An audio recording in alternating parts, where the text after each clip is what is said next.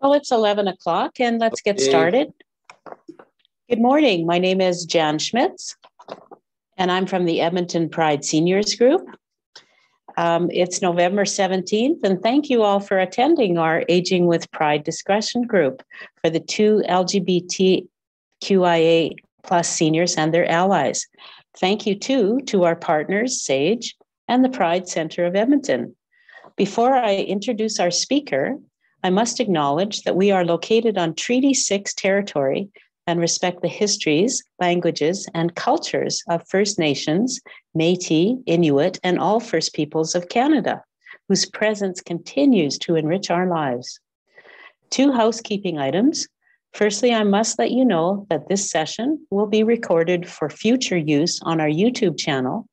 If you don't wish your image to be recorded, please close your video feed.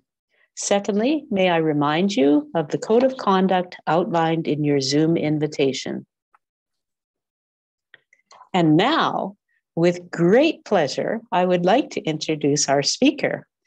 Heather got a full-time job at Blockbuster Video in 2002, and her life has revolved around movies ever since.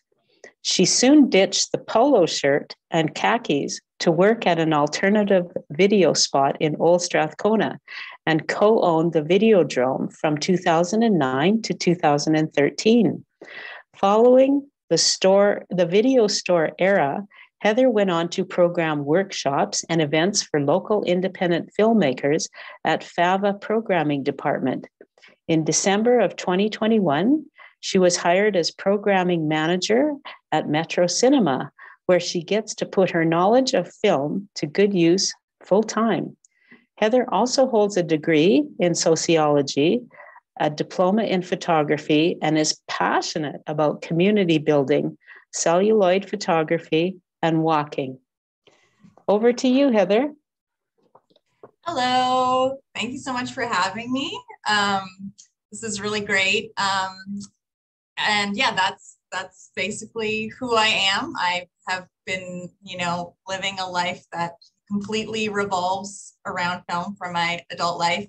And you might have gathered that I'm pretty new as an employee at Metro. I was hired here in December and we very quickly closed for the pandemic. And so I've basically been programming films here since we reopened in February of this year. However, I was a volunteer at Metro prior to that. I was on the board for 5 years, and I also ran Metro Cinema's programming committee, and we'll get into like what that means, what Metro is, and what involvement in it entails, and why it might be relevant to the people here in this meeting today. We recently partnered with Pride Center and the Pride Seniors Group for screening. And so I am learning about your organization. I think it's absolutely great. My dad is a senior and a member of the LGBT community, and it lives in a town of 600 people in Newfoundland. So he doesn't have anything like this, but I think that if he lived here, he would absolutely love to be involved. So I have made a little PowerPoint to kind of go over what Metro does and ways to be involved. Mainly it's just to kind of keep me on track, but I'm going to share my screen so you can see it.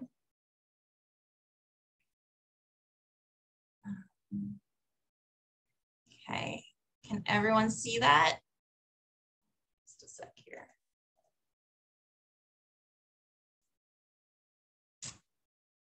Okay, see it? Great. Okay, so first of all, I'm just wondering if I can see a show of hands of who has been to Metro Cinema before? Excellent. Okay, I think that's everyone. So some of this may be stuff you already know, but a lot of people who come to Metro are really coming as like a patron and not really aware of what we are as an organization. So I'll just get into that a bit. I had some fun with the PowerPoint transitions.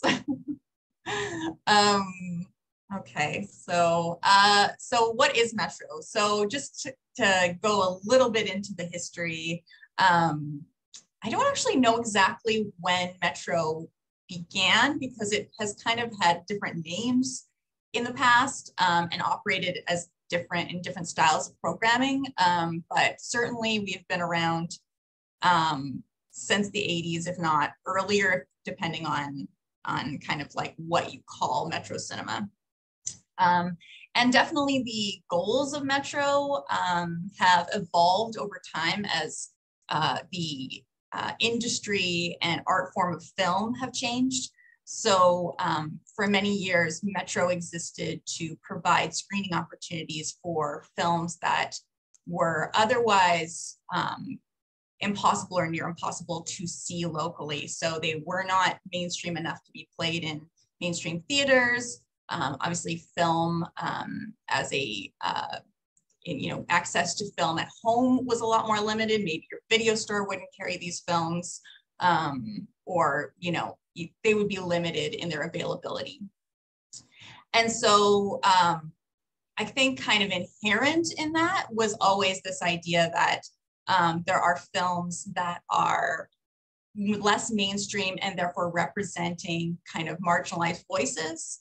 And that was a huge part of the mandate of Metro, was kind of bringing those stories to the screen, engaging the community around those types of films, having discussions around those types of films.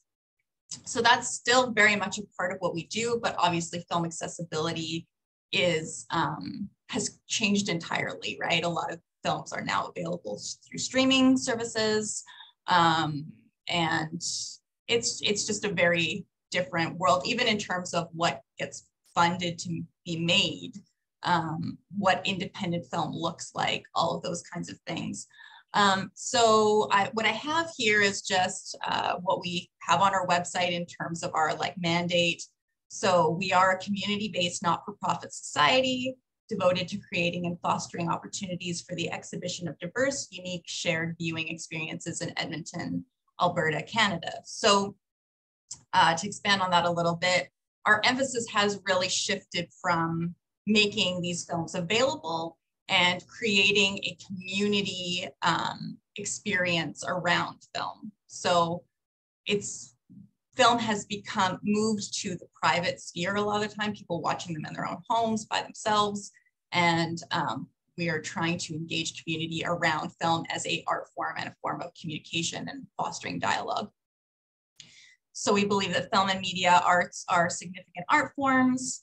Film and media arts are a means of fostering open communication, education, and community.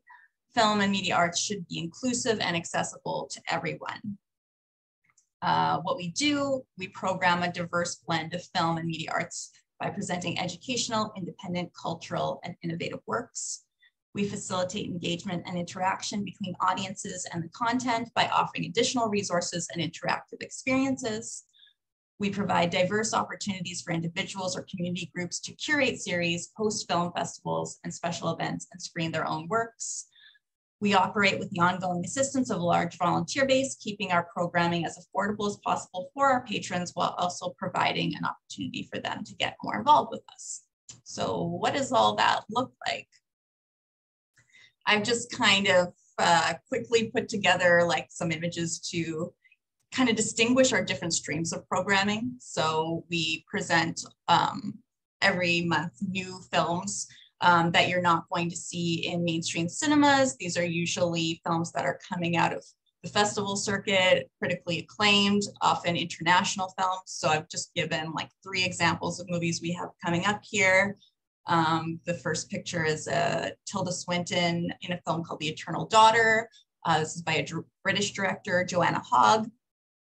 The next one is a film called EO, from the perspective of a donkey, from Poland. And the final one is a Korean film called Decision to Leave. This is from a prolific Korean director, Park Chan-wook. We also make space for new restorations of films that have recently gone through the process of having a new digital transfer of an old film print. often this will also center around an anniversary of a film. So as some examples here, oh, that last picture didn't work out very well. We've got the 1922 film Nosferatu, which is experiencing its centennial year this year. So we screened that in September. We have The Discreet Charm of the Bourgeoisie, which is a Spanish surrealist, French-Spanish surrealist film, having its 50th anniversary this year. And then the last one, though you can't see him, Gene Hackman there in The Conversation, Francis Ford Coppola film from the 70s. So this is a bit of like film history that we are, conveying to people, all of these films influential in their own right. And so we try to highlight those and expand people's knowledge of like the art form. And then we have regular series that we use to kind of like preserve and dedicate certain types of programming. So once a month, we have something called Sunday Classics, where we are featuring films from the classic Hollywood era. Sometimes they will be restorations as well. Sometimes they're programmed around a specific monthly theme. So in December, we've got The Shop Around the Corner, which is a Christmas film. Singing in the Rain was a 50th anniversary as well this year. This weekend, we'll be playing The Manchurian Candidate as a tribute to Angela Lansbury, who recently passed. We also do a monthly series on music documentaries. And so this is just two examples. There's a Brian Wilson documentary played a few months back, and a documentary about the song Hallelujah. And we always try to pair these films with a local musical performance. So we'll have a local band come and play a half-hour performance before the film. So it's actually a really affordable way to see local music. You're basically just paying the cost of admission to see a film, and you're getting a performance as well. So we're supporting local musicians, connecting them with audience that might be interested in what they're doing. Usually the band that's picked or the artist that's picked is along a similar style of music to the film that we're playing. And then of course, Showing Pride, which was how this kind of all came together. So this is a bi-monthly series that we're doing in partnership with the Pride Center. So sometimes some of these series are just strictly our own, they're internally handled, but as a community nonprofit organization, it's very much a part of our goals to kind of be a platform for other organizations. So we really believe that film is a great way to connect with new people. It's a great way to foster conversations. And so it's a resource that we can provide to other organizations to access that. It's just most people don't have access to a film theater. And so that can also include performances before the films or talkbacks after the film. So in October, we screened Supernova and with the Sage and all the organizations here, and had a panel discussion after that. In December, we have the film Rent coming up, just for identification of the pictures. So the first one is Supernova, Rent, and then Paris is Burning, which we screened back in the spring. And another goal of this series, I think the way that we've thought about LGBTQ plus films in the past, it's kind of changed over time. So when in the early days of Metro, this very much would have been kind of countercultural. Anytime you would play films by queer filmmakers, there would be, it was kind of by definition not mainstream for the most part. The film has certainly gotten more representative over time. But we were finding that, during Pride Month, we would be focusing a lot on this kind of film, and we wanted to make sure that this was not being just like siloed into 1 month, that we wanted to be like regularly showing this area of film, basically. And then this is another way that we fulfill our mandate to be a community-based cinema, is that we have regular guest programming. So every year we put out a call for submissions for ideas for monthly programming series. And then people propose different programming ideas. And it can be a variety of people programming these.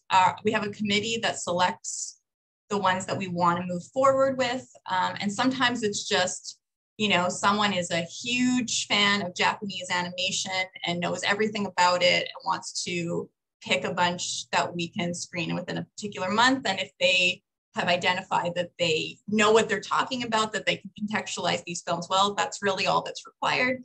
But sometimes we have people apply who have a little bit extra that they can bring to the table. So in December, we are presenting a series on, it's called Women After the War. That's the pictures that you're seeing here.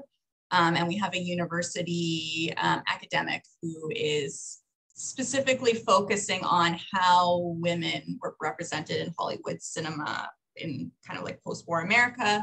So the films they've got here are The Apartment from 1960, Clute, Wanda, and Norma Ray. And so all of these films will be screened with a panel discussion after going into some of the themes that are the focus of the series.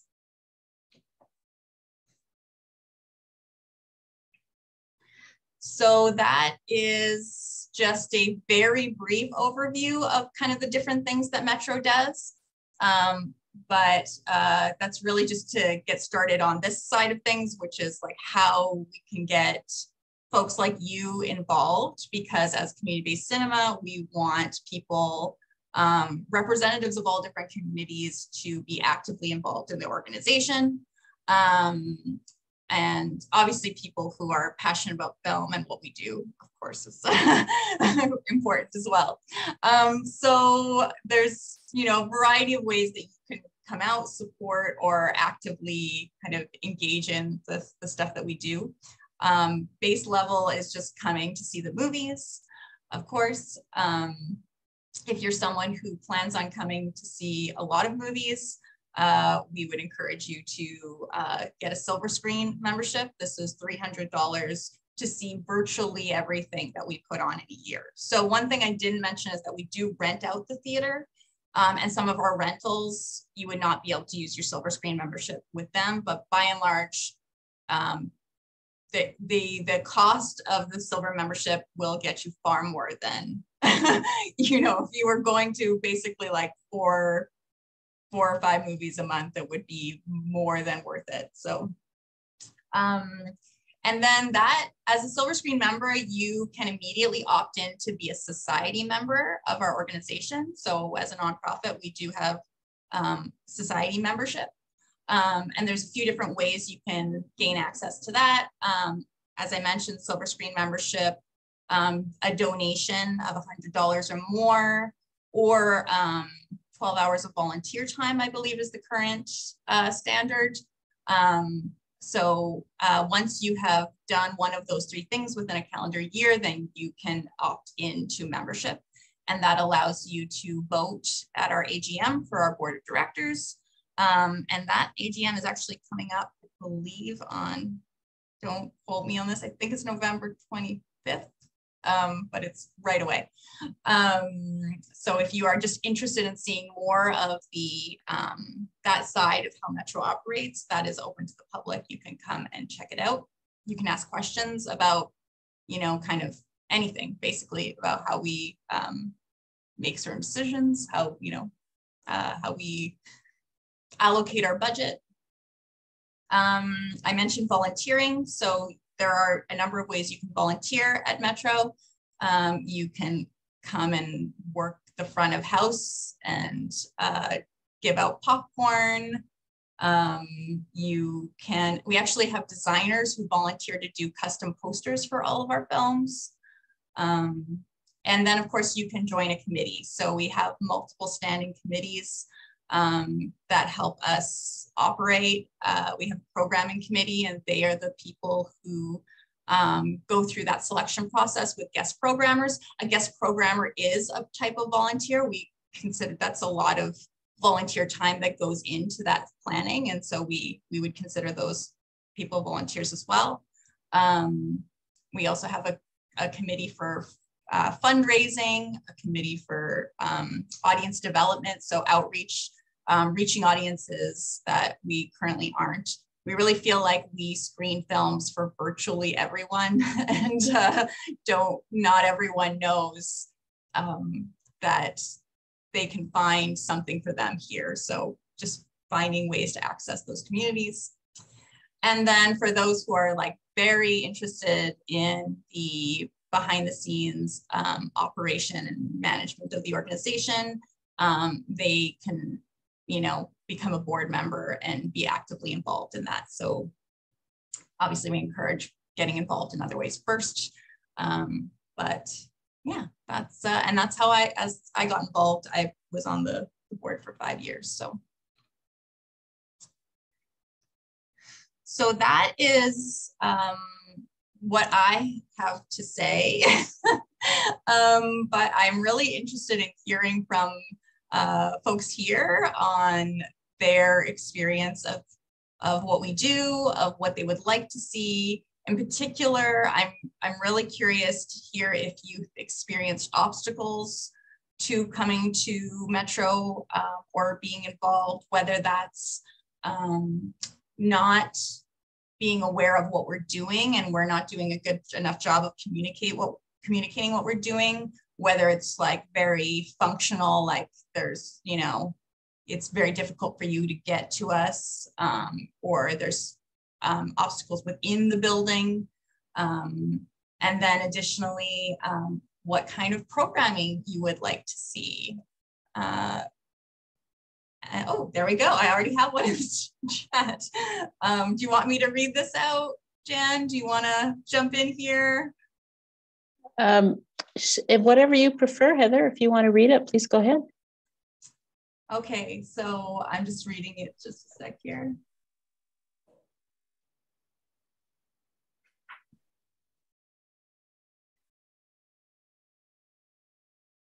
Okay, yeah, so student films from British Columbia and Alberta.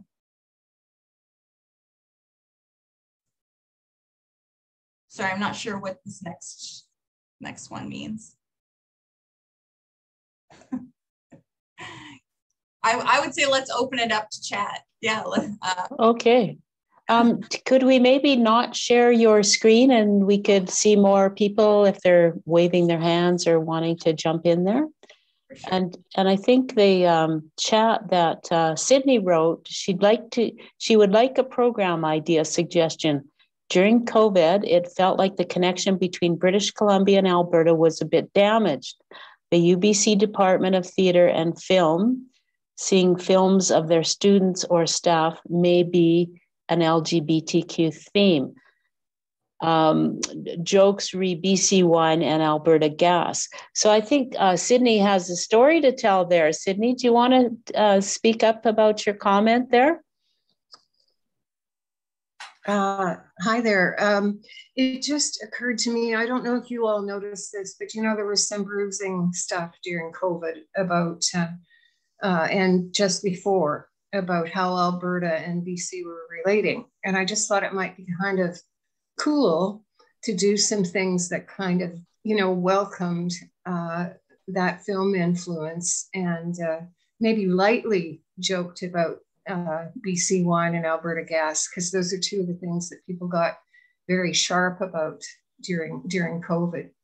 And I'm just seeing so many sensitive people who may be oversensitive these days, who they're not connecting in the way we used to.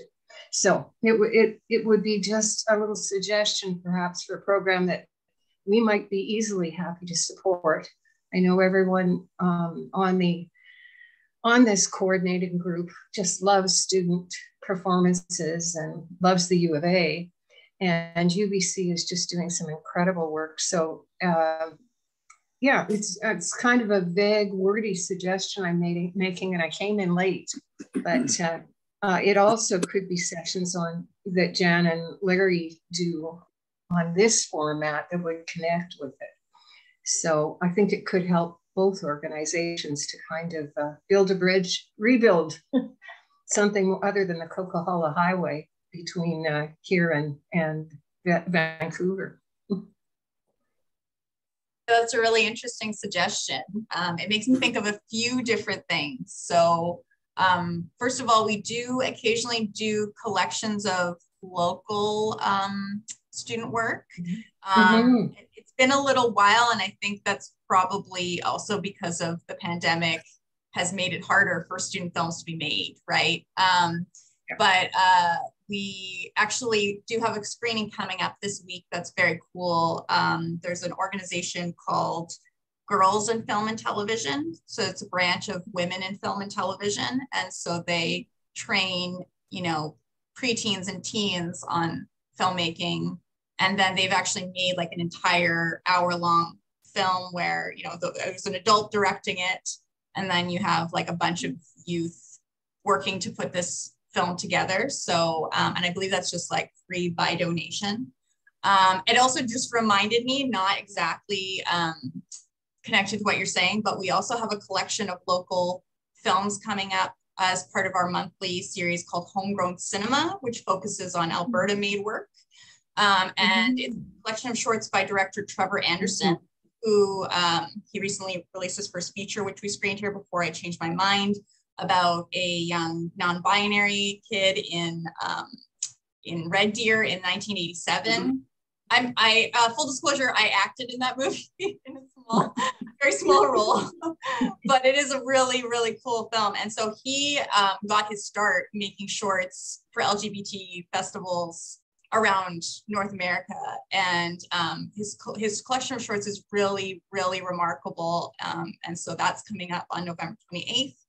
And then the final thing I wanted to mention is that sometimes if something's like overtly political in nature, we might not want to program it ourselves, but instead facilitate some kind of partnership or rental with someone who, you know, it makes a bit more sense for them to be engaging on that level. So we did recently have a screening that was a rental.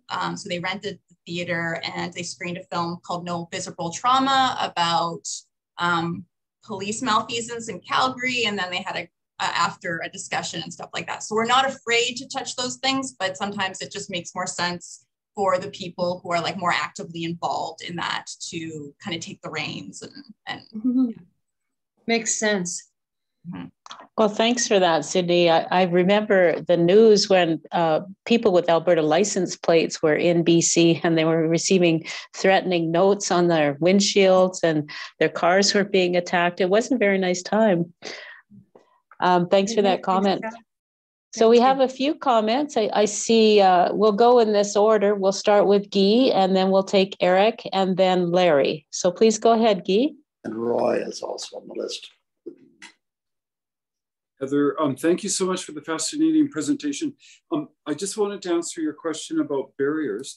When I consider going out to a venue now, I pay attention to a couple of things. Ventilation and how safely I'll be able to maneuver and be seated in the venue. And like, to be honest, the reason why I don't go to Metro right now in this time period, especially given all the news that we're getting recently now about the 3 illnesses that are hitting the hospitals, I just kind of say to myself, you know, it's not really safe enough for me. Even if I'm masked, it's probably going to be really crowded. And I know it's a really old building. And I once asked, I think the ventilation is quite like poor, like it is what it is. So you asked about barriers. That's why I won't go right now. When I feel better about COVID, I will go. So I just wanted to share that. Thank you. I really appreciate that. Yeah, we totally recognize that that not everyone is feeling comfortable in a group environment like that, and especially in a space like ours. I will say, for those who are curious or maybe don't know the space as well, it is a 500-seat theater. So it is unusual for us to sell out. And often, you know, if you get 10 people coming to a screening, which does happen, you know, fairly regularly, then there's a lot of room for spacing out. We do also have like a fog machine that we use occasionally that's supposed to help, you know, easily sanitize the space. But absolutely, you know, we wish we could offer, you know, in the beginning of the pandemic, distributors were giving us the option of making some of the films available online because all the theaters were shut down. This was something that they could make the infrastructure for. And now that's just not an option that's available to us anymore. So hoping we can do the best we can, and, you know, yeah, accepting the reality of where we're at right now. Thank you, Guy. And the next three participants, Eric, followed by Larry, and then Roy. Go ahead, Eric. Okay, yeah, a couple of things. One is that what the biggest barrier is mentally. After I watch a movie at home, I think, oh, we should have gone out. There is nothing in my mind, because I'm old, nothing compares to being in a theater, eating theater popcorn and having a pop. It is really good. So I just need to retrain myself on that. In the terms of when we did the Supernova presentation, I know that the conversation on that had gone on for quite a long time. But what I'd like to know is roughly what would be the lead time. If somebody said, I want, you know, that March is whatever month, and I'd like to do a special screening with a panel on that topic in the month of March, when would they normally, you know, what would the lead time be? Would they start talking to you in like December or November or January? Right. So obviously, definitely the sooner you can get in touch with us, the better.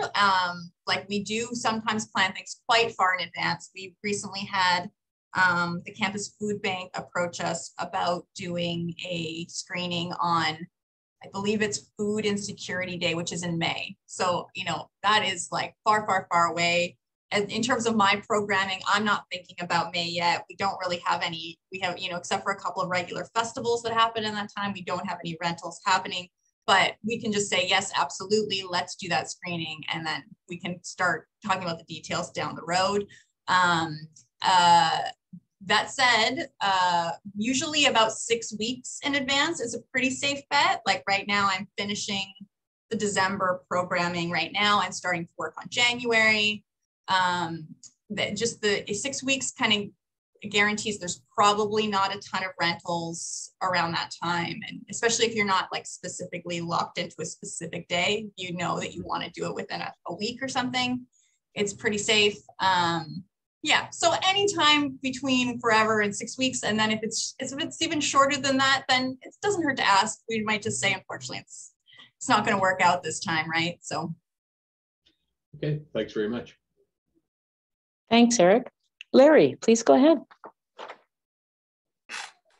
I was struck at the screening of Supernova about how useful it was in the way of bringing the community together, the audience who were there, and that clearly is part of your mandate. So I am wondering, there are a series of LGBTQ films going back, you know, quite a ways.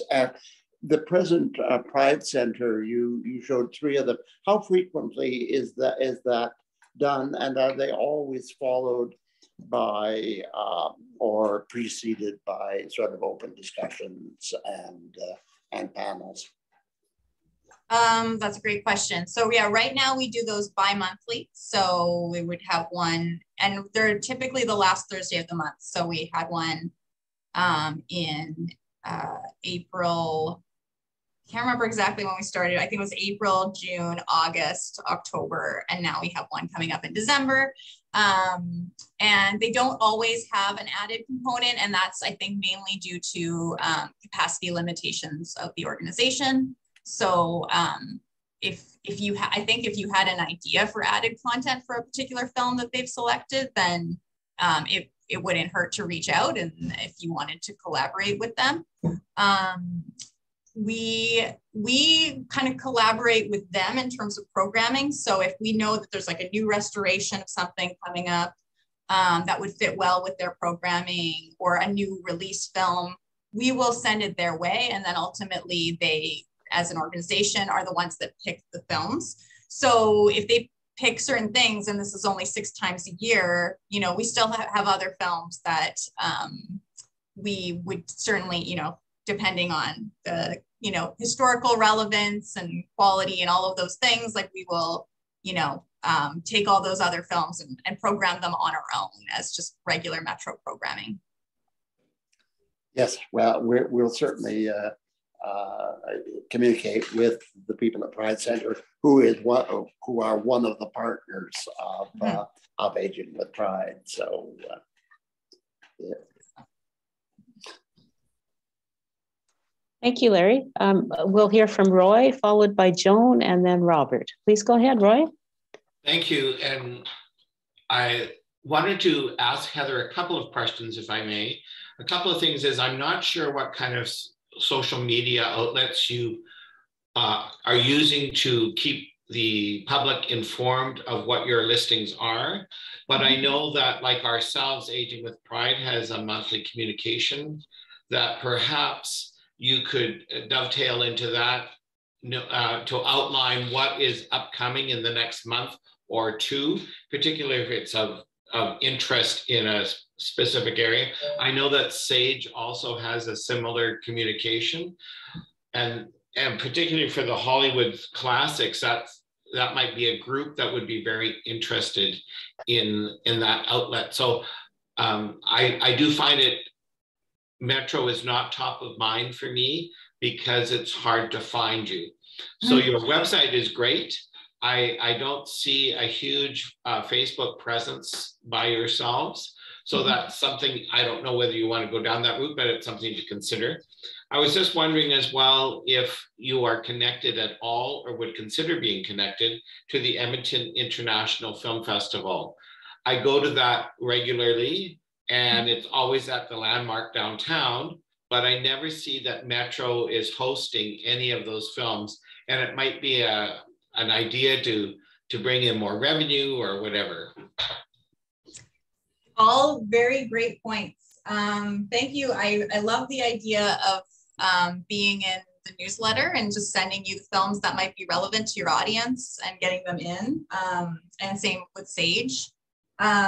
We are on Facebook, and interestingly, apparently most of our hits to our website come through Facebook, but I know personally I'm on Facebook and I never see the posts. And so I think it's just the way that Facebook is changing and how its AI is determining what gets seen. I don't know if there's like anything that we can do about it, but we're certainly looking into it.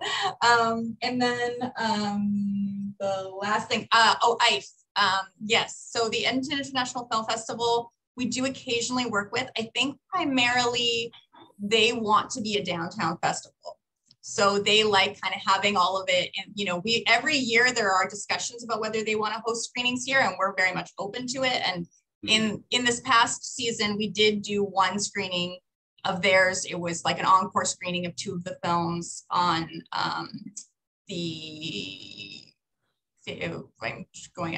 I'm pausing before I try to remember the name of the day, but it was like an Aboriginal People's Day or Truth and Reconciliation Day. Anyway, they screened some films that were like thematically related to that with us here. So, I mean, yes, we love to be partners with many local festivals, and sometimes it doesn't quite work out. Was there another part of your question? Okay.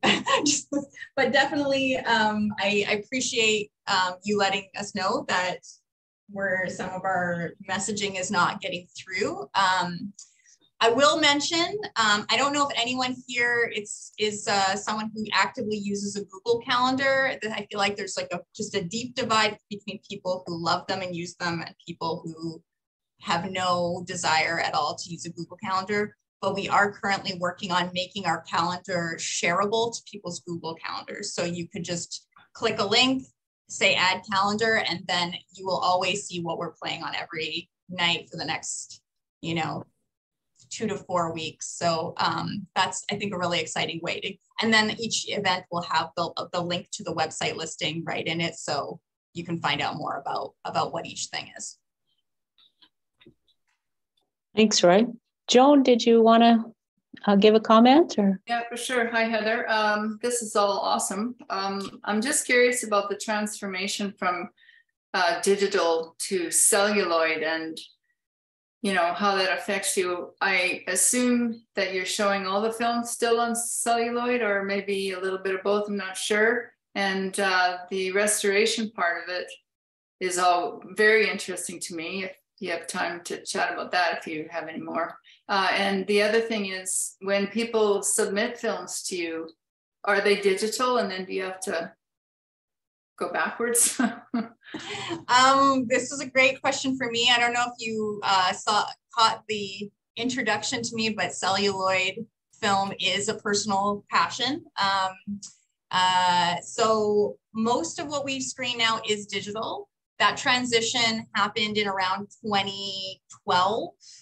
That said, we do still have our 35mm film projector, and we just recently got it going again to do a film screening of The Shining, which was a sellout screening, which was so fun.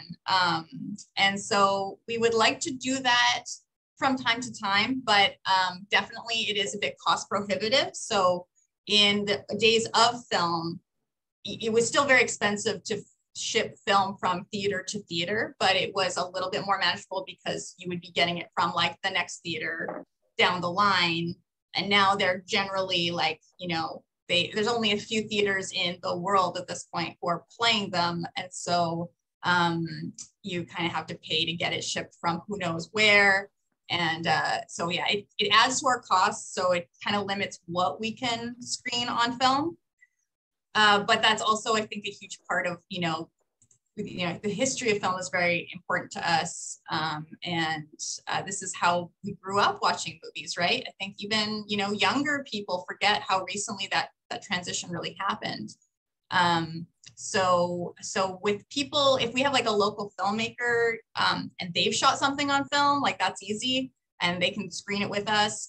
If they're sending us something called a DCP, which is basically the standard industry digital projection format. And so that's, and that has definitely made a lot of things more accessible, like with film, if there were, I don't know, however many film prints circulating, but if they're all in use, then you can't screen it. DCP obviously doesn't work that way. If they can just send you a file, digitally, and we can screen it within a few hours of getting it. So yeah, hopefully that answered your question. Yeah, just quickly about the restoration part of it. So when you're restoring celluloid, you are actually restoring the film, and then do you convert it afterwards, or not? So we don't handle that. So those are often like distributors, boutique distributors will buy the rights to a film, often around, like they'll find a print that's in pretty good condition, and they'll be like, okay, we're going to make a digital digital restoration of this. So yeah, in that case, sometimes you have like a whole team of people like zooming in on each individual frame and cleaning up any like scratches that have happened on the film and making sure the colors match like how they were supposed to originally look. And definitely more like intensive than I'm aware of even, but it is pretty cool. And then sometimes they'll actually even make a brand new print from that. So you can go from digital back to a film print and circulate that around. Yeah. Thank you. No problem. Thanks, Joan. Robert, please go ahead. Thanks. Feel my hand here. So I'm from Saskatoon, and I had never heard of the Metro Theatre until the promo for this came out. And I thought, oh, I wonder if this was a theater that was very popular in the 60s and 70s and has some tie to the LGBTQ community. And it'll be interesting to hear what the history was. But obviously, that's not it. We have we call it a sister theater in Saskatoon, which has promoted itself as it's the Broadway Theatre, and has promoted itself as the only community-owned theatre in Canada. Obviously, they're playing with words a little bit. Maybe it's because they own the building. I don't know, but it is, run by a board and sounds very similar. And of course, shut down during COVID. And the marquee said, "Love each other, wash your hands," and that was up for months, right? So they have reopened. Very few films. They always manage. Their key to financial success has been, the normal is a film at 7, a film at 9, 7 days a week, occasional matinee on the weekends. They have special events like you do. So there'll be a comedian come through or some kind of concert, and those always get priority over the films because they're money makers. So they're back on limited number of films scattered around, which to me means that the attendance has not been coming back. I'm not surprised at that. I haven't been back, but then I've been to 3 movies since COVID hit. I'm going to go to the Broadway on the Saturday. I understand their website says masks required, and I've been told that they are, I think it sounds like a theater of a similar size, that they've got seats designated of where you can sit and where you can't sit to have people spaced out. Whether they've kept to that or not, I don't know. So I guess wrapping that part up, my question is, have you found that your attendance has bounced back from COVID? And I guess knowing that the place is requiring a mask, I'm quite game to go to this movie on Saturday. Mm-hmm. And I've got another question after that, but. Sure. I want to hear more about the Broadway. I am in connection with a lot of theaters in Canada, but for some reason the prairies are a little bit harder to, it's like you hear tons from Ontario, Quebec, and they're, I think just because they're closer together, they're better at that networking thing. And then we're all just kind of doing our own thing. So I'm going to check them out for sure. We did try to maintain the mask mandate after it was officially mandated, and we also at that time had spaced seating. There were just sections of the theater that were taped off in order to ensure that groups were sitting separately. And we really just found that we couldn't fight that battle on our own anymore. It was if the government was not going to encourage this on any level, then it really wasn't something that we could be enforcing. And so we see kind of it really depends from screening to screening how much, there's voluntary masking. Our staff is all masked. In terms of people coming in the door, some screenings you might see a lot of people masked and others very few. With regards to your comment about returning audiences, September appears to be one of our busiest months of all time. Wow. Yeah, so it really had, and it literally September was when the shift happened. People just seemed suddenly very ready to start coming back to films. October, we're not quite done the math yet, but it also felt to be one of our busiest months. And part of that is the programming that we do. And part of that, I think, is just where the community, I think Alberta, Edmonton is all kind of, probably very different than, even though we're next door neighbors to Saskatoon. And part of that's also how the government has chosen to speak about these issues. So yeah, all that being said, some of our screenings are more highly attended than others. So if you are a horror fan, horror is huge in Edmonton. And when we play horror movies, a lot of people come out. So those are going to feel a little less safe in terms of like COVID safety. New release foreign films are generally a little less, like you might get 15 to 30 people in a 500-seat theater. So personally, I feel comfortable like, you know, wearing a mask until I get to my seat. And then I'm usually seated very far away from, you know, anyone else. And that feels pretty good in terms of environments that I end up in. I feel like I have one other thought about that, but I don't want to take up too much time. I know time's starting to run out, and I see there's some comments in the chat as well. Can I then, here's a supplementary.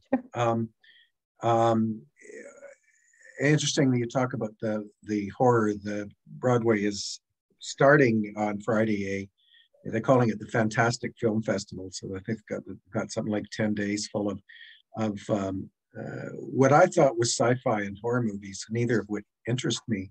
But there's an LGBT themed film playing on the 19th. Why or where it came from and why it's fantastic, I don't know, but it's I think somewhat archival.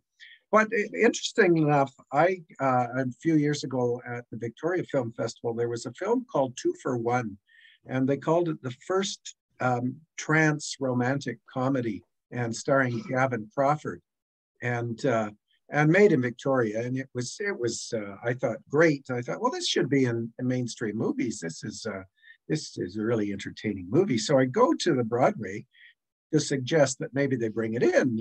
And of course, the first answer is, do you know how often we have people come in that have a project that they would like us to do for them? Okay, understand that one. The next piece I got was that community has not been very supportive of when movies come in. And we got it in, and we had over 80 people. It took a lot of pushing, and we had to bring it through the film classification board and all kinds of stuff in Saskatchewan. But it was a success, and I think we paid the screening fee and had the director come in, and we had a profit of $69 at the end of it. But I remember when the last movie I went to was a few weeks ago, and it was Bros at our local Galaxy. And there was no worry about masks because they were my group of 4 and 4 other people in the theater. And I remember going to Brokeback Mountain at one of the Cineplex theaters years ago. And I think there were 6 of us in the theater. And so I think what they said was correct, in that our people just don't seem to come out to the movies you think they would. And I just wonder if you found that at all with Metropole. So just a quick thought on suggestions. I want to say that if I had not heard of this 2 for 1, I'm going to look it up. I love hearing about these kinds of like lost gems. And if people send us recommendations, we have a form on the website. Anytime you think of a movie that you think, oh, it would be great if Metro played that, it's totally fine to just throw it into the form. You might not get a response back. Sometimes it'll trigger a programming idea and we'll run with it. Sometimes we'll be like, it doesn't really make sense to screen that right now because of a bunch of other kind of holistic kind of ideas about programming. Sometimes the film just will not be available. And so, that's something that we do come up against, is that, there's like, for a variety of reasons. So sometimes the distributor, if it's something big like we're in our 25th anniversary year of Titanic, the distributor will not let us screen it because the mainstream theaters want to screen it. And they can get more screening times with them, and they don't want to compete with us. So we can't play Titanic. And then other times the film maybe hasn't been restored yet. So there's no print available, and there's no like digital quality exhibition print available.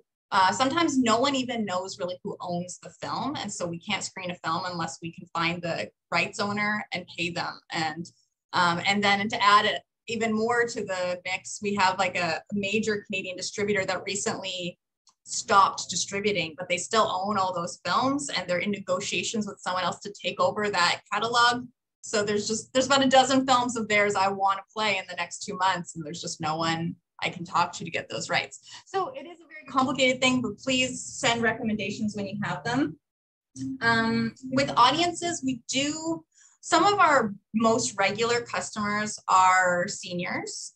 And that said, we do also see that we get a limited number of seniors coming out to films, and some of the things that have been mentioned in the chat, like the transportation, we have definitely thought of this idea of having like a senior bus night. And so I love that. And if Sage wants to talk to us about like more about exploring that idea, I think that would be very cool. Yeah, I think that I think we get a lot of audiences of a lot of different demographics. I'm just always surprised as someone who's been deeply involved at Metro, and I've been going to Metro since we were in the Citadel in the Ziegler Hall Theater when I was in high school. So sometimes I just assume that everyone is coming, everyone knows what we're doing. And there's just like huge gaps where, you know, people, I mean, we're an iconic building in Edmonton. If you drive by it, you can't miss it. And we just had our marquee restored and it's absolutely gorgeous. But people maybe don't even realize what we're doing in here. So definitely great to get the word out in whatever way we can. Wow, that's amazing. Thank you. Sydney had a comment in the chat about combining opera and black and white films. That's one of her favorite experiences. Yeah, and, is there a specific screening that you've been to, Sydney? I'm just curious. Yes, I can't remember what it was, is the truth, but Edmonton Opera did it in the 90s, and it was absolutely stunning. It was a black and white movie that maybe had Rita Hayworth or, you know, one of the incredible acting queens of that era. And the music combined, it may have been the symphony even. It was either Edmonton Opera or the symphony that did this. And it was the most stunning experience. It was quite for me beyond film or opera, and I love both. Yes. And I don't know what that is about. I never really talked to anyone who talked about why it is so powerful, but I remember just leaning back in the Jubilee Auditorium and going, you know, this is as close to heaven as this woman is ever going to get. That's awesome. Yeah, we have done silent films with a live score in the past. So, and I love those, you know, when we first opened in this theater, our grand opening was a screening of a Danish film, The Passion of Joan of Arc, which is like a classic silent era film. And we had a local band do live music for it. And same experience that like, I just thought like, this is peak experience right here. We also played Nanook of the North and had the throat singer Tanya Tagaq come and do a live performance. And that was incredible. And that came about because they were touring that. So they were going from theater to theater with this performance. And so they had a ticket pricing all involved. And that's a lot easier than us like arranging it ourselves, because to pay an artist to create a whole like musical performance for like an hour and a half long film is a big financial, you know, it's just a lot. We have to, it's not like paying someone to come play for a half hour before a film. It's like you have to write a whole new thing and rehearse it, and it's got to be long. So we definitely want to keep doing that. And opera had not been considered, but we do have an organ here in the theater, and it just sits off, and people don't even notice it's there, but it's just sitting off to the side of the screen. And so we have started having someone come in before Sunday Classics, and as people are coming in, they're just playing the organ. Or when we did Nosferatu. Well, how fun is that? That's just amazing. We're right down to our very final minute. Thank you so much, Heather, for such an inspiring talk. I wish we had more time. And thank you to all of you for coming out today. And we hope we will see you all next week when we will have Ashley Smith, who will discuss the Rainbow Resource Center in Winnipeg. You can contact us at agingwithprideyeg@gmail.com. We'll see you all next week. Thank you. Thank you.